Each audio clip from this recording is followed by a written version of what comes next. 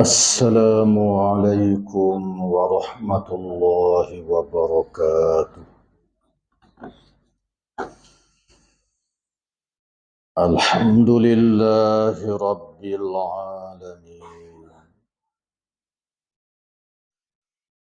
والصلاة والسلام على أشرف الأنبياء والمرسلين وعلى آله وصحبه أجمعين، أما بعد.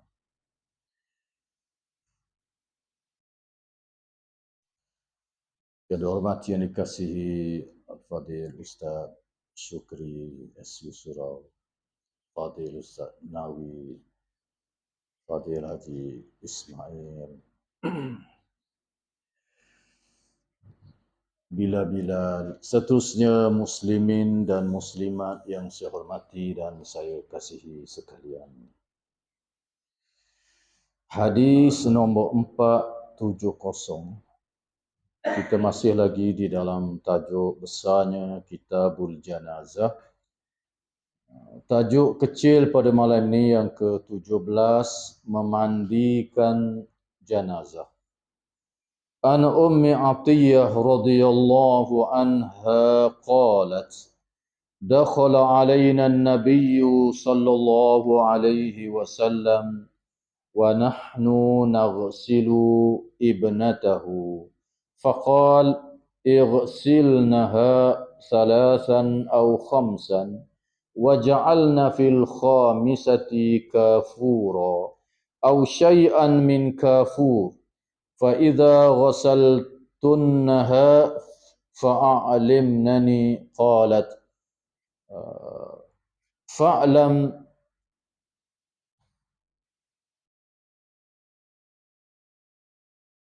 فأعلمناه فأعطانا haqwahu wa qala ash'arnaha iyyahu.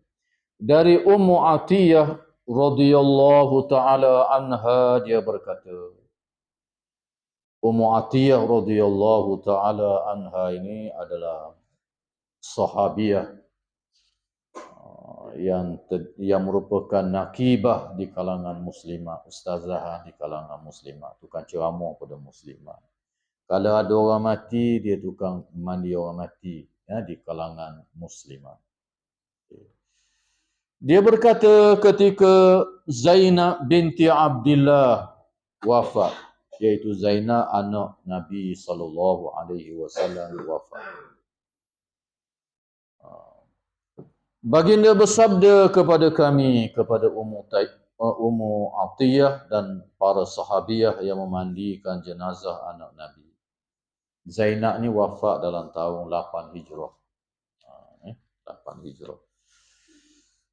Masa Nabi wafat tu, anak dia mati belaka, kecuali Fatimah seorang. Pas Nabi wafat, Fatimah dalam 3 bulan pula meninggal. Okay. Jadi ketika Fatimah wafat, baginda bersabda kepada kami, mandikanlah dia dengan siraman ganjil, iaitu 3 kali atau 5 kali, dan campurkanlah pada siraman yang kelima dengan kapur barus. Jika kalian telah selesai memandikannya, maka beritahulah padaku, kata Nabi. Lalu dia berkata, maka kami memberitahu kepada baginda. Selesai kami bagi tahu kepada baginda, selesai dah. Lalu baginda memberikan kepada kami kain untuk menutupi badannya. Haqwah, fa'atana haqwah, iaitu kain izar, kain yang dipakai oleh Nabi. Nabi beri untuk dipakai pada anaknya, tak jadi halangan.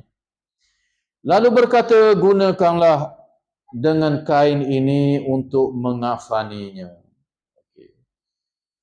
Hadis ini sangat sahih kerana hadis ini juga ada dalam Sahih Bukhari dan dalam Sahih Muslim kita ini, dan juga di dalam kitab-kitab sunnah. Di dalam hadis yang kita baca ini, di mana pada suatu hari Zainab binti Rasulullah sallallahu alaihi wasallam meninggal dunia. Zainab ni anak Nabi sallallahu alaihi wasallam dan dia ada anak-anak juga ni. Cuma di kalangan orang Melayu ni masyhur cucu Nabi ni Hasan Hussein je.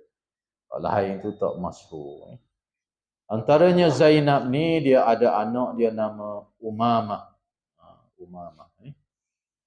Dan kita telah baca dulu di dalam bab sifat-sifat sembahyang Nabi sallallahu alaihi wasallam. Umamah ni cucu perempuan Nabi, anak Zainab ni. Umamah binti Zainab.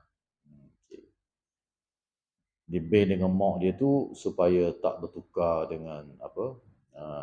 Dengan orang lain lah. Okey. Anak Rasulullah sallallahu alaihi wasallam. Anak Sayyidina Ali pun ada nama Muhammad. Tapi dengan perempuan lain, bukan dengan Fatimah. Dia dipanggil dengan Muhammad bin Al-Hanafiyah. Nama mak dia. Isteri Sayyidina Ali untuk membezakan dengan cucu Nabi yang lain. Okay. Jadi Umamah ni, satu hari kita dah baca dulu hadis bagaimana Nabi mari semayang berjamaah, dia dukung cucu dia ni. Dia ubuh atas bahu dia. Bahkan dalam hadis Sahih Muslim yang kita baca ni, Nabi mari ni semayang fardu. Mari daripada dalam rumah dia dukun Umamah ni letak atas bahu dia. Antara dua belikat. Mari jadi tu imam semayang fardu. Maka masa nak rokok mana? Tak, budak ada atas, Nabi ambil buang letak di bawah, Nabi rokok. Sami'allahu liman hamidah, sujud. Bila Nabi berdiri balik, Nabi ambil pula cucu dia ni, tertekau. Hadis ni telah kita baca dulu di dalam kitab Sahih Muslim kita ni. Ini anak kepada Zainab. Jadi Umamah ni cucu Nabi sallallahu alaihi wasallam yang dia sangat sayang. Satu hari ada rantai yang cantik. Nabi kata, aku akan beri kepada keluargaku yang aku sangat kasihi, sangat cintai. Isi-isi Nabi pun ingat ke nak beri ke dia. Tiba-tiba Nabi panggil Umamah, cucu dia, beri pada cucu dia. Artinya sangat disayangilah oleh Nabi sallallahu alaihi wasallam Umamah ni, sehingga dalam sembahyang pun dia bawa puang. Okay. Dia tak apa ke buat begitu? Boleh ke tak boleh? Nabi buat boleh. Okay. Cuma budaya orang Melayu ni tak ada. Kalau budaya orang Arab tu saya biasa tengoklah. Anak-anak kecil dia bawa mari sembahyang jemaah tu, dia rukuk. Dia rukuk. Dah nak sujud, masa sujud dia letak bawah. Kalau orang pergi Mekah di Masjidil Haram, Masjid Nabawi tu boleh dilihat perkara ini.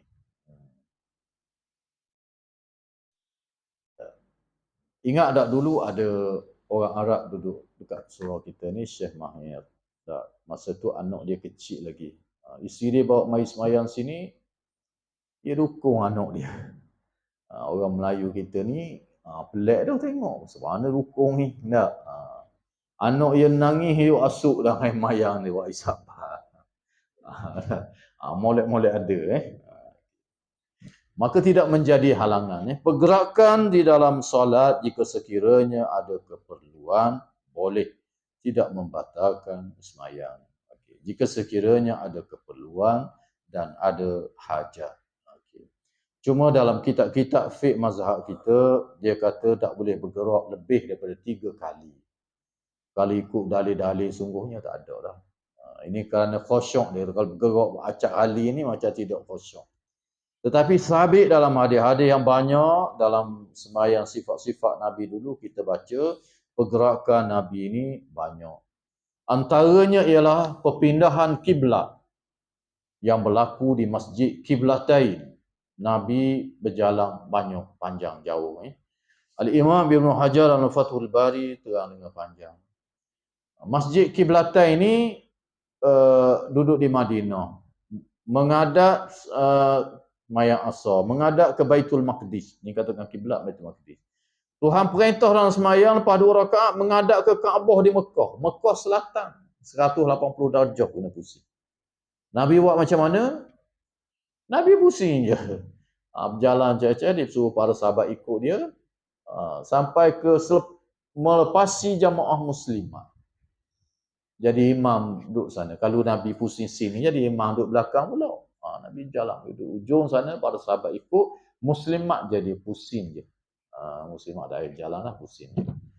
Begitulah dalam peristiwa perpindahan kiblat. Banyak tak perjalanan jalan tu? Banyak juga lah. Okay. Ada apa sekilo, ada jauh jugalah. Okay. Sebab itu saya sebut ni supaya bagi yang tak pernah dengar, kalau dia tengok orang Arab buat ni mungkin dia kejut lah. Okay. Orang Arab di Masjidil Haram tu kadang-kadang kosong tu jauh. Sini dekat parking kereta tu kadang-kadang jadi berlaku kosong. Orang Arab dia pakai berjalan gitu je. Gitu je. Siap dia ambil selipar lagi. Pegang selipar jalan-jalan sampai dia letak selipar pegang pula. Jalan macam biasa. Okay. Kalau kita belajar daripada kecil dulu dalam kitab-kitab fiqh kita, dia kata tak boleh pergerakan besar lebih daripada 3. Jadi kalau nak bergerak jauh macam mana dia kata? 1, 2, berhenti sekejap. 1, 2, berhenti sekejap. Kalau ikut dalil sungguh, tidak ada dah. Ini ijtihad ulama dalam mazhab kita untuk menjaga kekhusyukan. Kalau ikut dalil-dalil sungguh, jalan gitu pun tak apa. Dalam mazhab lain tak ada halangan. Sebab itulah dia terus jalan gitu je. Okay. Okay. Anak Nabi SAW yang nama Zainab ini adalah anak hak sulung kepada Nabi SAW dengan Khadijah. Sulung sekali. Okay. Di mana di dalam hadis kita ini Nabi suruh Ummu Atiyah mandi anak dia ini sebanyak 3 kali atau 5 kali. Yang kelima dia suruh campur dengan kapur baru. Okey. Suruh campur dengan kapur baru. Banyak hadis-hadis Nabi suruh basuh mandi ini dengan ganjil. Macam berwudu jugalah. Basuh sekali rata, lepas tu basuh pula rata, basuh pula kali. Begitu maksudnya. 3 kali ni kalau ikutnya sudah memadai. Di dalam riwayat yang lain Nabi kata kalau perlu 5 kali. Kalau perlu 7 kali Nabi kata. Tak menjadi halangan. Ada hadis berhubung dengan banyak. Salasan au khamsan au sab'an Nabi kata. 3 kali atau 5 kali ataupun 7 kali. Okay.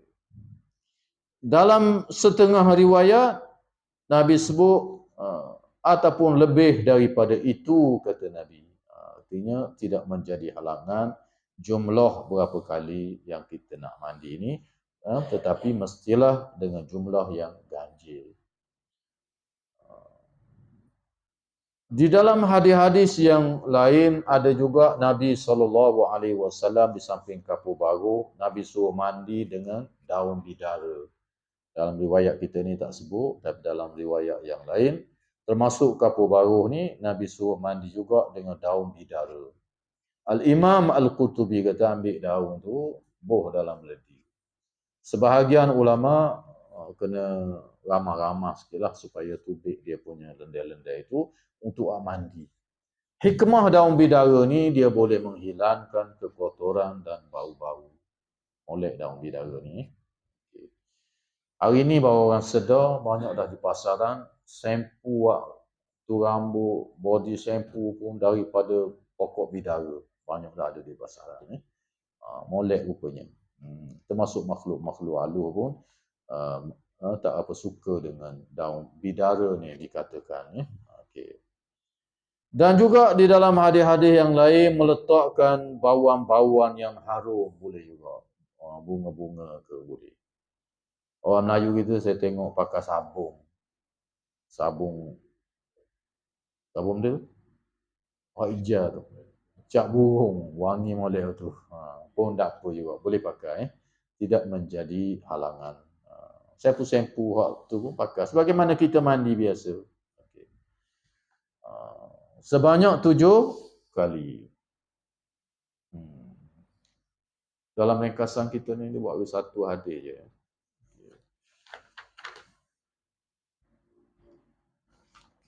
Di mana di dalam hadis-hadis yang lain ada disebut bahawa juga disuruh supaya kita menwudukan si mati itu. Bukan nak semayang dah, tapi sunnah Nabi suruh begitu. Hadis yang kita baca ni dalam Sahih Bukhari, dia letak memandikan jenazah dan mewudukan jenazah sekali. Muslim kita dia niat mandi je lah, mandi jenazah gitu je. Ikutlah dia junub, dia gapo kita tak tahu, mandi je. Okey. Dan kemudian kita berwudu. Sebahagian ulama mengatakan di dalam hadis-hadis nabinya dia suruh membersih dulu kotoran-kotoran, kemudian berwudu dengan sebelah kanan dulu Nabi suruh. Lepas tu barulah memandikan jenazah melalui kepala sehinggalah ke bawah. Lebih kurang macam mandi jenazah. Mandi junub yang telah kita baca dulu di dalam kitab kita ni berkenaan dengan mandi junub. Hadis-hadis berkenaan dengan mandi junub kita dah baca dulu, iaitu dengan dimulai dengan membasuh kemaluan. Okey, saya ulang balik kalau lupa. Jenazah pun lebih kurang macam tu lah. Kalau mandi biasa pun rata air pun sudah memadai. Tapi kalau sunnah mandi nabinya, Nabi masuk bilik air, Nabi basuh tangan 3 kali. Takut tak ingat, dah lama dah ni. 8-7 tahun yang lalu bang kali ya. Nabi masuk bilik air, bekas dia air tak besar, tak banyak mana. Nabi tuang di atas tangan kiri dia basuh tangan dulu 3 kali. Lepas tu baru dia celup air. Celup dengan tangan dia. Tak apa, tak memustakmalkan air. Apabila dia celup tangan ni, lalu Nabi masa dia basuh tangan tadi, kalau janabah, Nabi ambil air tangan kanan, dia letak atas tangan kiri, dia basuh kemaluan. Cedok, basuh kemaluan.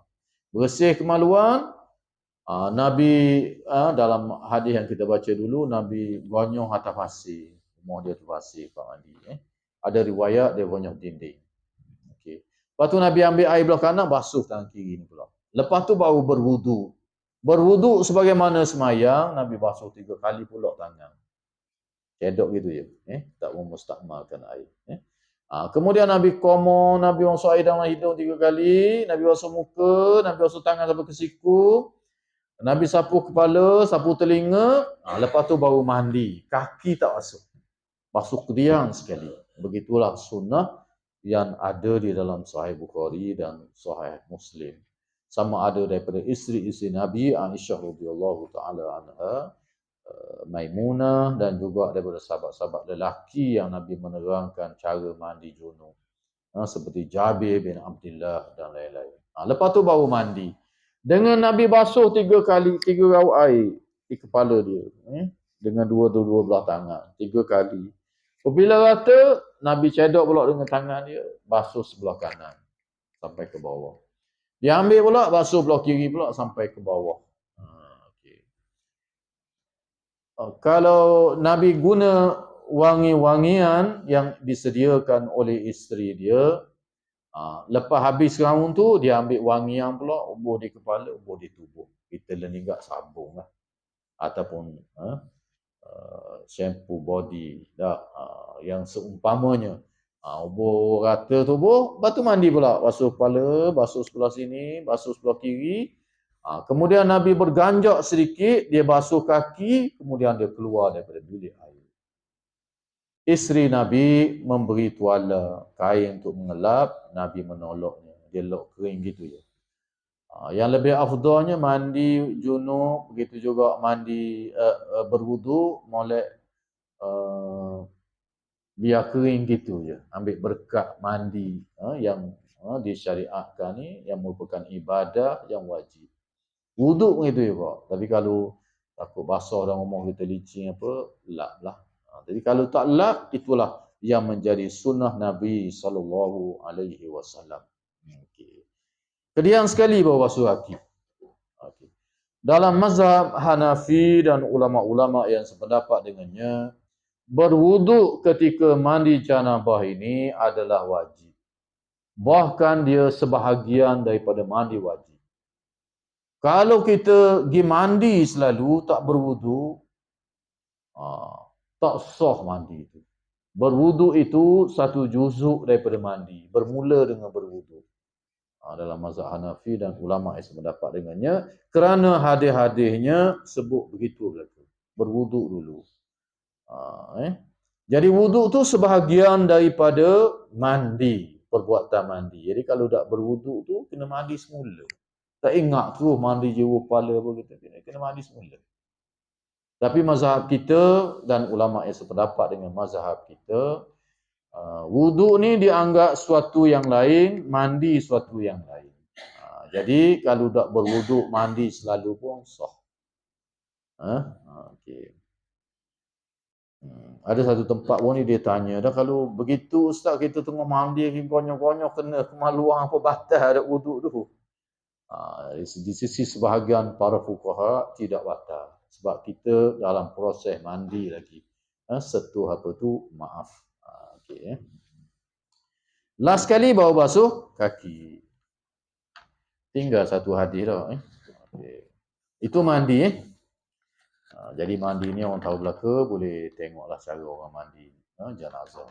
Cari daun bidara apa depan surau kita ada kematian boleh ambil sini kat surau kita.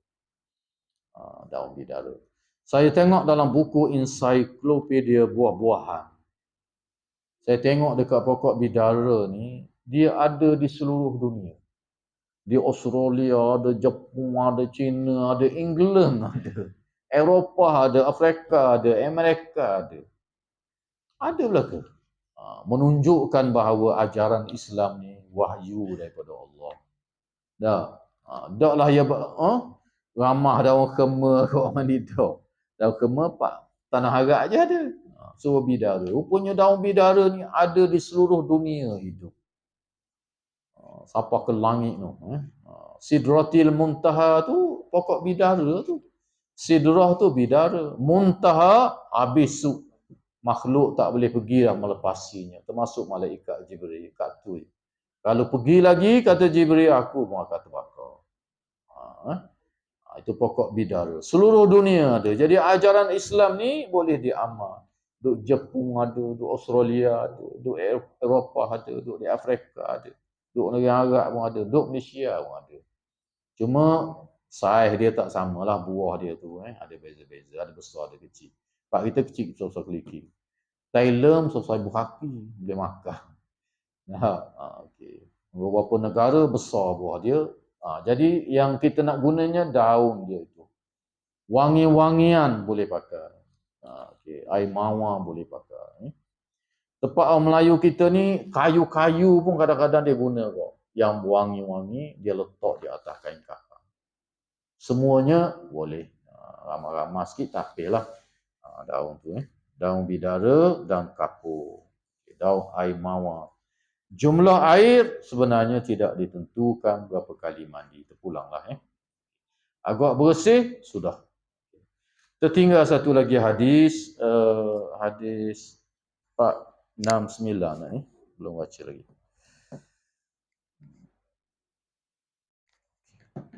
Okay. Atau kita baca satu hadis saja pada malam ni. 469 tu kita baca minggu depan Tak terpandang saya sana ni. Okey. Okay.